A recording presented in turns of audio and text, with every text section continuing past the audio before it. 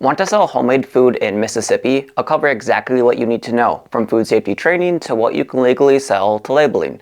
Let's start with one of the most common questions. Do you need food safety training to sell homemade food in Mississippi? At the state level, there's no formal training requirement. Still, the state strongly encourages food safety training, especially if you plan to make pickled or acidified foods. These products must reach a safe pH, and understanding proper processing helps prevent illnesses like botulism. Even if you aren't making those foods, getting trained is one of the smartest things you can do for your business. When people buy from you, they want to feel confident their food was prepared safely. A food handler's card shows that you take their health and your business seriously. Farmers markets, events, and even insurance providers may also expect basic food safety knowledge, even though it isn't required by law. If you decide to get training, look for a course that's accredited by the ANSI National Accreditation Board, or ANAB. Food Safe Palace Food Handler course is ANAB accredited. It's fully online and takes about 90 minutes to complete. Once you pass, you'll get instant digital access to your official food handler's card and certificate, plus the option to have a printed version mailed to you. Your card is valid for 3 years, and you'll renew it by retaking the course again once it expires. Now, let's talk about what you can and can't sell. Mississippi allows many types of shelf-stable foods as long as they don't require refrigeration for safety. Common examples include things like baked goods without cream or custard fillings, simple candies, jams and jellies, basic dried mixes or spices, and properly acidified pickles or vegetables.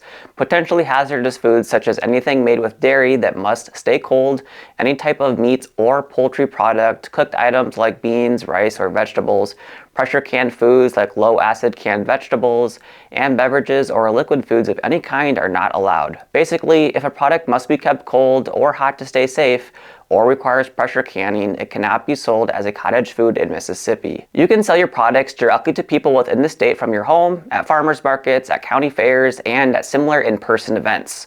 You can advertise online, but you can't complete sales online, ship your products, or place them in stores or restaurants. Wholesale, resale, and consignment aren't allowed. Now let's go over labeling. Every product you sell must have a proper label. Your label has to include your name and address, the name of the product, the full ingredient list in order by weight, any major allergens, the net weight or volume, and the required disclaimer. If you make any nutrition or health claims, like saying your product is low sugar or high fiber, federal rules require you to include a full nutrition facts panel as well. Alright, let's recap. If you want to sell homemade food in Mississippi, here's what you need to know. The state doesn't require food safety training, but it's strongly recommended, and getting an ANAB accredited food handler card from Food Safe Pal is one of the best ways to build trust and show customers you take their health seriously. Mississippi allows many types of shelf-stable foods, but anything that requires refrigeration or pressure canning isn't allowed. And every item must include a label with your information, ingredients, allergens, net weight, and the required cottage food statement.